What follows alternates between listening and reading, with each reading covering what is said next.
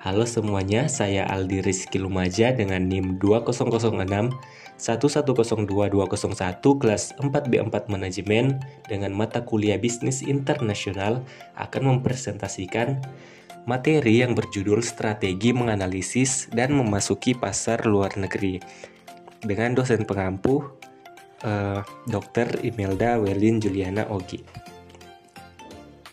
Kita masuk pada pengertian. Strategi adalah upaya-upaya yang dirancang oleh seseorang atau perusahaan demi mencapai suatu tujuan dengan cara yang efisien dan efektif. Sedangkan manajemen strategi ialah suatu perumusan, tindakan dan evaluasi yang berfokus pada tujuan manajemen di dalam perusahaan atau organisasi. Selanjutnya strategi internasional. Yang pertama ada strategi global, yaitu strategi ini digunakan untuk mendekati pasar dunia dengan produk-produk yang sudah terstandarisasi.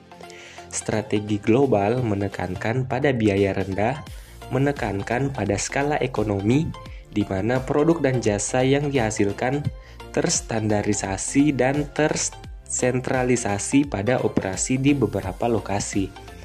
Selanjutnya ada strategi multidomestik. Strategi ini menekankan pada diferensiasi produk dan jasa untuk dapat beradaptasi dengan pasar lokal. Pembuatan keputusan pada perusahaan cenderung lebih terdesentralisasi dalam hal pembuatan produk dan juga dengan desentralisasi memungkinkan perusahaan untuk dapat merespon pasar secara cepat apabila terdapat perubahan permintaan. Selanjutnya ada strategi transnasional. Nah, perusahaan multinasional mengadopsi strategi transnasional yang mencoba mengoptimalkan tarik ulur atau disebut dengan trade-off antara efisiensi, adaptasi lokal, dan pembelajaran. Perusahaan mencari efisiensi untuk mendapatkan keunggulan kompetitif secara global, sedangkan adaptasi lokal bertujuan sebagai alat fleksibilitas operasi internasional. Selanjutnya pemasaran internasional. Pemasaran internasional adalah kinerja dari aktivitas-aktivitas bisnis yang dirancang untuk merencanakan, menentukan harga, mempromosikan dan mengarahkan barang dan jasa perusahaan kepada pelanggan atau pengguna di lebih dari satu negara untuk mendapatkan keuntungan. Nah, selanjutnya ada motif-motif go internasional. Yang pertama ada proaktif motif. Nah, proaktif motif ini merujuk pada dorongan internal untuk mencoba perubahan strategi di mana berasal dari kepentingan perusahaan di dalam memanfaatkan kompetensi unik atau peluang pasar. Nah, selanjutnya ada reaktif motif. Reaktif motif ini menunjukkan bahwa perusahaan bereaksi terhadap tekanan atau ancaman di pasar dalam negeri maupun luar negeri dan menyesuaikan secara pasif dengan cara mengubah aktivitas mereka dari waktu ke waktu. Selanjutnya strategi pemasaran internasional. Yang pertama ada ekspor, yang merupakan tahapan paling awal dalam melakukan bisnis lintas negara. Nah, menurut Madura 2007, mengekspor adalah penjualan produk atau jasa kepada pembeli yang berada di negara lain. Selanjutnya ada aliansi strategis. Nah, menurut Kagan dan Green 2005, aliansi strategis dibagi menjadi 5, yaitu yang pertama lisensi, yang merupakan izin dari pemerintah atau badan lainnya untuk melakukan tindakan tertentu dalam menjalankan usaha. Selanjutnya ada waralaba, bentuk kerjasama bisnis antara pemilik merek, produk, atau sistem operasional dengan pihak kedua yang berupa pemberian izin untuk pemakaian merek, produk, dan sistem operasional. Selanjutnya ada usaha patungan, yaitu strategi untuk memasuki sebuah pasar host country di mana pihak mitra atau lokal memiliki kepemilikan bersama dalam sebuah perusahaan yang baru dibentuk. Selanjutnya ada kontrak produksi, yaitu perusahaan berkonsentrasi pada desain produk dan pemasaran dan mentransfer tanggung jawab untuk kepemilikan fasilitas-fasilitas produksi. Kemudian ada investasi langsung. Nah, investasi ini dilakukan untuk menghindari hambatan tarif. Selanjutnya ada strategi memasuki pasar global. Yang pertama itu faktor pertimbangan utama, terdiri dari pemilihan mode of entry. Nah, secara garis besar terdapat 5 faktor pertimbangan utama dalam pemilihan mode of entry sebagai berikut. Yang pertama, karakteristik negara.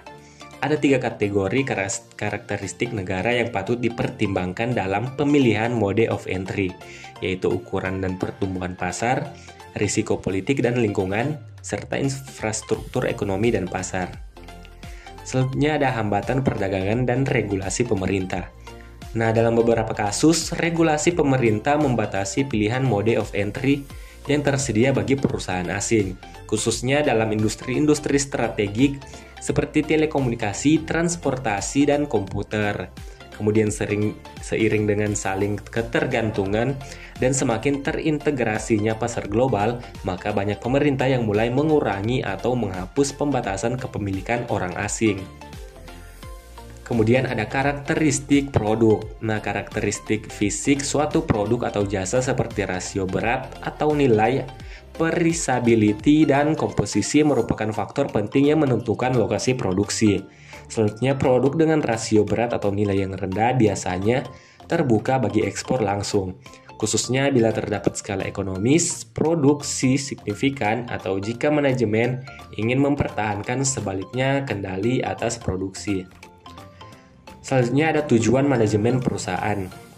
Perusahaan dengan tujuan terbatas bagi operasi internasionalnya cenderung menyukai mode of entry yang menuntut komitmen minimal. Sebaliknya, perusahaan dengan pendekatan proaktif dan agresif terdapat pertumbuhan pasar internasional akan lebih menyukai strategi mendirikan organisasi penjualan ekspor dan beralih secara cepat ke mode operasi seperti usaha patungan yang memberikan kendali substansial atas produksi dan pemasaran di negara asing. Kemudian, strategi seleksi negara. Bila sebuah perusahaan ingin memasuki suatu negara secara cepat agar dapat memanfaatkan peluang pertumbuhan pasar, pilihan-pilihan lisensi, waralaba maupun akuisisi merupakan alternatif terbaik.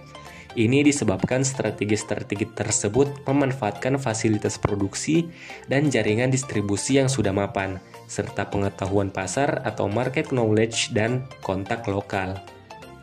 Nah, selanjutnya ada menentukan organisasi pemasaran.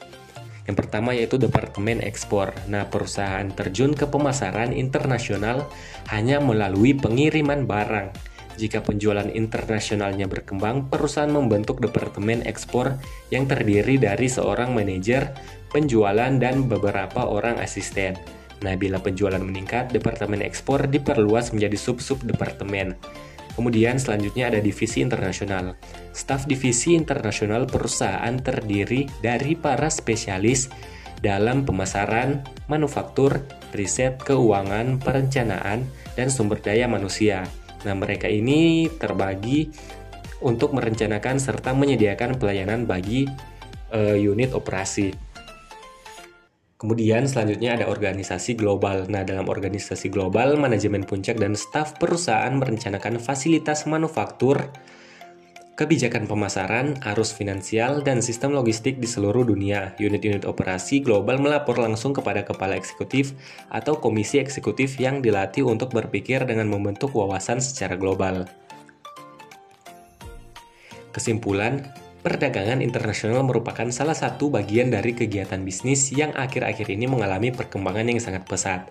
Perhatian dunia usaha terhadap kegiatan bisnis internasional juga semakin meningkat. Hal ini terlihat dari semakin berkembangnya arus peredaran barang, jasa, tenaga kerja maupun modal dari suatu negara ke negara lain, demikian pula sebaliknya. Nah, itulah tadi presentasi tentang materi cara memasuki pasar global. Terima kasih dan sampai jumpa.